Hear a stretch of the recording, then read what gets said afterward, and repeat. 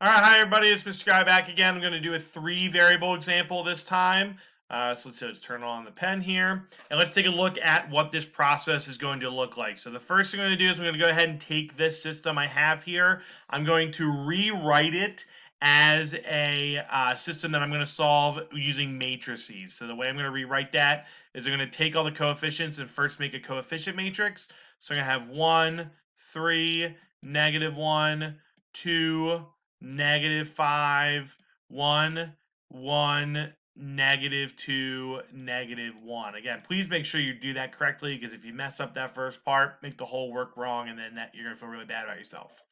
That's going to be multiplied by our matrix of variables. X, Y, Z are 3 variables, and then that's going to equal our answer matrix, which would be 4, -5, -6. Now we're going to go ahead and we're going to be solving this. And the way we're going to do that is by finding the inverse, because we now know that if we do the inverse, so if we call this A, we call this B, and we call this C, we know that B is going to equal A inverse times C. Basically, kind of like how you would solve a regular multiplication problem. So how do we do this? We need to first find out what A inverse is. So to find inverse, we're going to go ahead and set our matrix up and augment it with a matrix in order to find the inverse matrix. Okay, so we're going to go ahead, we're going to set that up and augment it with the identity matrix. So 1, 0, 0, 0, 1, 0, 0, 0, 1. And we're going to go ahead and we're going to solve and figure out what this matrix would be. So first off, I'm going to be doing -2, row 1 plus row 2, and -1, row 1 plus row 3. I'm going to kind of walk through how to do the x's, and then I'll kind of pause and have you guys come back and see the full thing once I found the inverse. But just to give you an idea about the startup here, make sure we're all on the same page. So if I go ahead and do that, here's my new matrix down here I'm going to write. So row 1 is going to stay exactly the same.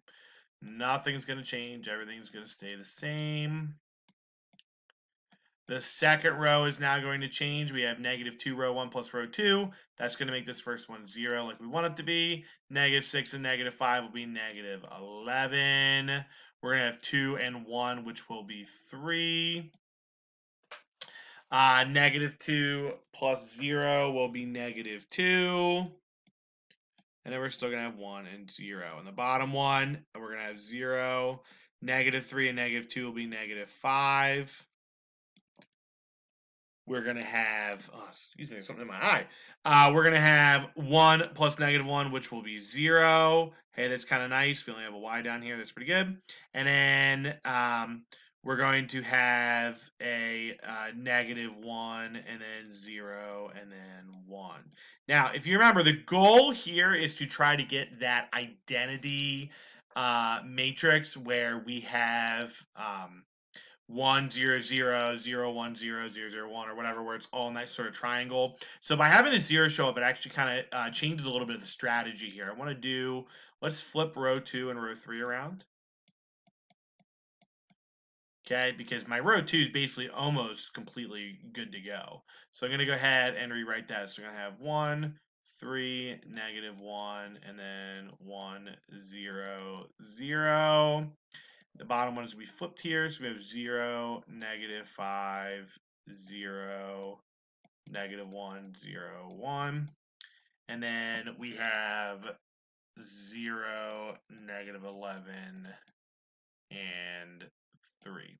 So what we're going to do is we're going to kind of use, obviously, this row right here to eliminate. Let's finish this one out. -2, 1, 0. To eliminate the other two rows. So I'm going to start by doing -1/5 row 2.